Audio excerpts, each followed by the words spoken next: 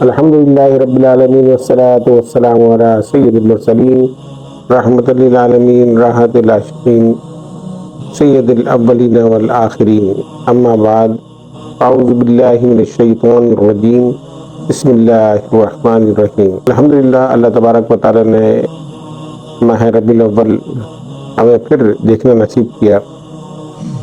یہ اس کا کرم ہے، اس کی برکتیں اور رحمتوں سے مستفید ہونے کا ہمیں موقع عطا فرمایا۔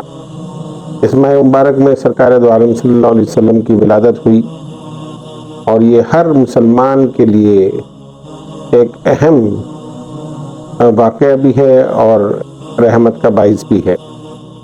میرے بزرگوں اور دوستوں، اس ماہ مبارک میں ہم سرکار دو عالم صلی اللہ علیہ وسلم کی پیدائش کا ذکر کرتے ہیں اور سرکار کے جشن ولادت مناتے ہیں۔ رب العالمین نے یہ موقع اہل سنت کو عطا فرمایا، اور الحمدللہ ہر سال اس جوش اور جذبے میں اضافہ ہی ہوتا جا رہا ہے۔ آج ہم سرکار دو عالم صلی اللہ علیہ وسلم کے والد محترم حضرت عبداللہ رضی اللہ عنہ کے متعلق گفتگو کریں گے۔ آپ جیسا خوش نصیب باپ اس دنیا میں اور کوئی نہیں، جو ان کے والد ہیں کہ جو رحمت للعالمین ہیں، جو باعث تخلیق کائنات ہیں، جن کے وجود سے یہ دنیا وجود میں آئی۔ رب العالمین نے آپ کو یہ مقام اور مرتبہ عطا فرمایا۔ سرکار دو عالم صلی اللہ علیہ وسلم کے والد ہونے کا شرف عطا فرمایا۔ آپ حضرت عبد المطلب کے سب سے چھوٹے صاحبزادے ہیں۔ حضرت عبد المطلب نے ایک منت مانی، اور وہ یہ تھی کہ میرے بیٹے 10 بیٹے ہوں اور وہ جوان ہو کر میری تقویت کا باعث بنے تو پھر میں ایک بیٹے کو اللہ کی راہ میں قربان کر دوں گا۔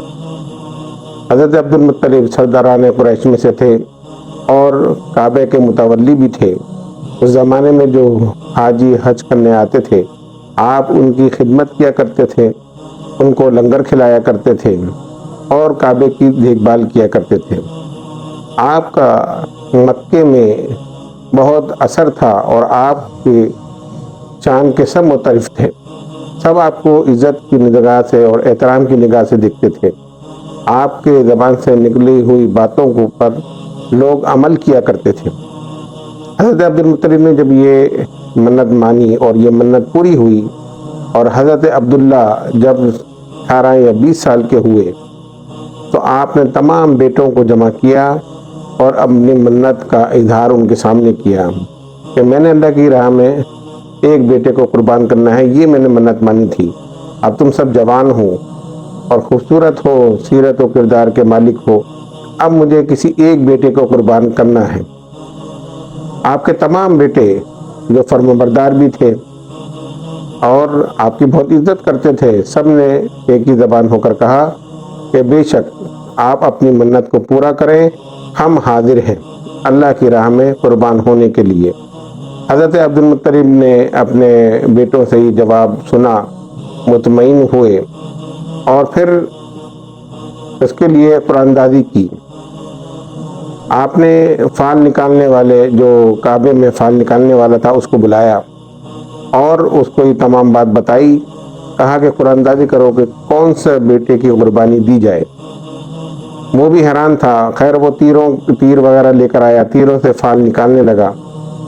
حضرت عبد المطلب کا عزم مصمم تھا اور آپ پرعزم تھے اللہ کی راہ میں قربانی دینے کے لیے۔ جب فال نکالی گئی تو نام حضرت عبداللہ کا آیا، جو آپ کے سب سے چھوٹے بیٹے تھے، انتہائی خوبصورت، اور آپ ان سے سب سے زیادہ محبت کیا کرتے تھے۔ لیکن یہاں پر معاملہ تھا حضرت عبد المطلب اور آپ کے خدا کا۔ آپ چٹان کی طرح اپنے عزم پر قائم تھے۔ حضرت عبداللہ بھی قربانی کے لیے تیار ہیں۔ چھری بھی لائی گئی، حضرت عبد المطلب نے آستینیں بھی چڑھائیں کہ اپنے بیٹے کو اللہ کی راہ میں قربان کر دیں۔ لیکن یہ بات قریش کے گھر گھر میں گونجنے لگی۔ قریش کے سردار رؤسا دوڑے ہوئے حضرت عبد المطلب کے پاس آئے اور کہا کہ آپ یہ کیا کر رہے ہیں؟ اس وجی شکل والے اور اس خوبصورت سیرت والے اور پھول جیسے نازک بدن والے عبداللہ کو آپ ذبح کریں گے؟ ہم ایسا نہیں ہونے دیں گے۔ حضرت عبداللہ کی خوبصورتی کا پورا مکہ جو وہ طرف تھا۔ تمام رؤساء اور سرداران قریش نے کہا کہ ہم ایسا نہیں ہونے دیں گے۔ اے عبد المطلب، آپ وہ رسم شروع نہ کریں جو پھر بعد میں ہم ختم بھی نہ کر سکے، پھر تو لوگ اپنے بیٹوں کو ذبح کرنے لگیں گے۔ اپنی ان نوجوانوں پر رحم فرمائیے، ایسا نہ کریں۔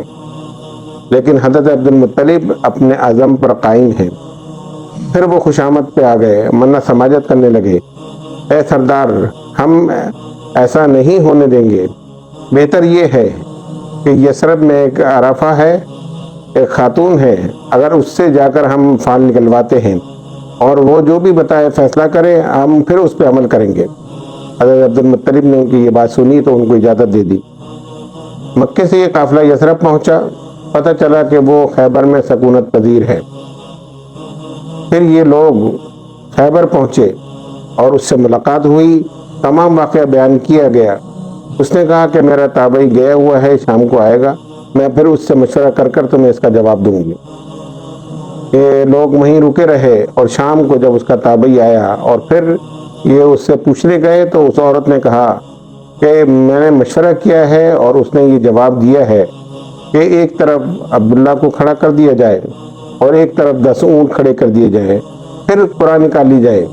اگر قرآن اونٹوں کے لیے نام نکلتی ہے تو پھر اونٹوں کو ذبح کر دیا جائے، اور اگر قرآن جو ہے عبداللہ کے نام نکلتی ہے تو پھر 10 اونٹ اور بڑھا دیے جائیں۔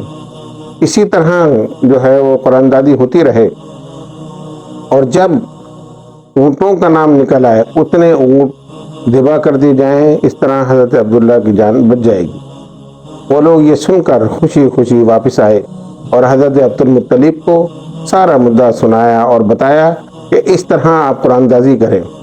حضرت عبداللہ کو ایک طرف کھڑا کیا گیا، 10 اونٹ ایک طرف کیے گئے، پھر قرآن دازی کی گئی تو حضرت عبداللہ کا نام نکلا۔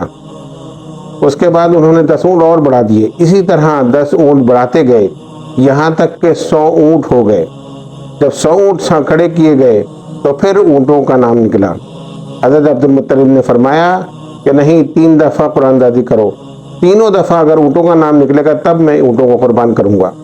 حضرت عبد المطلب اپنے رب سے کیے ہوئے وعدے پر قائم تھے، پرعزم تھے اور اس کی راہ میں قربانی دینے کو تیار تھے۔ 3 دفعہ قرآن دازی کی گئی اور رب العالمین نے اس دنیا پر رحم فرمایا، کرم فرمایا، اور تینوں دفعہ اونٹوں کا نام نکلا، اور پھر 100 اونٹ حضرت عبداللہ کے بدلے قربان کیے گئے۔ اس طرح اللہ تبارک و تعالیٰ نے سرکار دو عالم صلی اللہ علیہ وسلم کے والد محترم حضرت عبداللہ رضی اللہ تعالیٰ عنہ کی جان بخش دی۔ اللہ تبارک و تعالیٰ نے رب العالمین نے سرکار دو عالم صلی اللہ علیہ وسلم کے والد محترم کی جان کے بدلے 100 اونٹ کی قربانی کو قبول فرمایا اور بتا دیا کہ ان کی جان کوئی معمولی جان نہیں ہے، وہ میرے محبوب کے والد ہیں، وہ سب سے زیادہ خوش نصیب اس دنیا کے والد محترم ہیں، اور اللہ رب العزت نے ان کو یہ مقام اور مرتبہ عطا فرمایا۔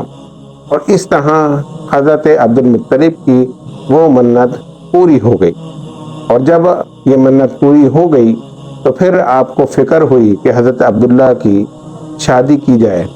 حضرت عبداللہ کی شادی پھر حضرت آمنہ سے ہوئی جو سرکار دو عالم صلی اللہ علیہ وسلم کی والدہ محترمہ۔ میرے بزرگوں اور دوستوں، یہ وہ عظیم والدین تھے جن کی آغوش میں سرکار دو عالم صلی اللہ علیہ وسلم نے آنکھ کھولی۔ حضرت عبداللہ حضور کی پیدائش سے پہلے ہی دنیا سے رخصت ہو گئے، اور سرکار دو عالم صلی اللہ علیہ وسلم کی پیدائش آپ کے وصال کے بعد ہوئی۔ آپ اندازہ لگا سکتے ہیں کہ جب سرکار کی پیدائش ہوئی تو شوہر موجود نہیں ہے، حضرت آمنہ کے دل پر کیا گزری ہوگی۔ لیکن جو معجزات انہوں نے حضور اکرم صلی اللہ علیہ وسلم کی پیدائش کے وقت دیکھے، ان کو دیکھ کر ان کے دل میں اطمینان اور خوشی दुगनी हो गई। फरमाती हैं कि मैंने ज़मीन से आसमान तक फरिश्तों की एक फौज देखी जो कोई तस्बीह पढ़ रहे थे। हज़रत आमना फरमाती हैं जब सरकार की पैदाइश हुई तो अल्लाह तबारक व तआला ने आपको मखतूम पैदा किया, आपकी नाड़ भी कटी हुई थी और आपने पैदाइश के बाद सजदा किया। ये कोई मामूली पैदाइश नहीं थी, ये कोई आम बच्चों की तरह की पैदाइश नहीं थी, बल्कि रब्बुल आलमीन बताना चाहता था कि आने वाला कोई मामूली नहीं बल्कि मेरा हबीब है, जिसके आने से ये तमाम दुनिया की जहालत के अंधेरे दूर होंगे और नूर की रोशनी पूरी दुनिया में फैल जाएगी। हज़रत अब्दुल मुत्तलिब फरमाते हैं कि मैंने काबे को उस मकाम की तरफ झुकते हुए देखा जिस मकाम पर सरकार दो आलम सल्लल्लाहु अलैहि वसल्लम की पैदाइश हुई थी, और बहुत से मौज़ात जो हैं विलादत के वक्त ज़हूर पजीर हुए। अल्लाह तबारक व तआला ने अपने हबीब की पैदाइश की खुशी में पूरे अरब में उस दिन सिर्फ बेटे ही पैदा किए। ये रब्बुल आलमीन का इनाम था इस उम्मत पर, और अपने महबूब की खुशी में अल्लाह तबारक व तआला ने इनाम के तौर पर तमाम लोगों को बेटे अता फरमाए। ये सरकार दो आलम सल्लल्लाहु अलैहि वसल्लम की पैदाइश की खुशी का एक इजहार था। आज हम अल्लाह रब्बुल इज़्ज़त की सुन्नत पर अमल करते हुए सरकार दो आलम सल्लल्लाहु अलैहि वसल्लम की पैदाइश की खुशी मनाते हैं, और उसमें हम हुजूर का जिक्र करते हैं, हुजूर के औसाफ बयान करते हैं, हुजूर के मौज़ात बयान करते हैं। और जब ये बयान करते हैं इससे हमारे ईमान को तक़वियत मिलती है और सरकार दो आलम सल्लल्लाहु अलैहि वसल्लम की मोहब्बत में इजाफ़ा होता है। यही वजह है कि ये हर साल जोश व खरोश बढ़ता जा रहा है, और अल्हम्दुलिल्लाह इस साल भी हम उसी तरह जोश व खरोश के साथ 12 रबीउल अव्वल हुजूर की पैदाइश के दिन को मनाएंगे, जश्न ईद मिलादुन नबी मनाएंगे इंशाअल्लाह।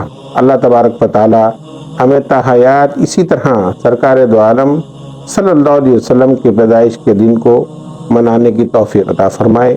व मा अलैना इल्लल बलाग।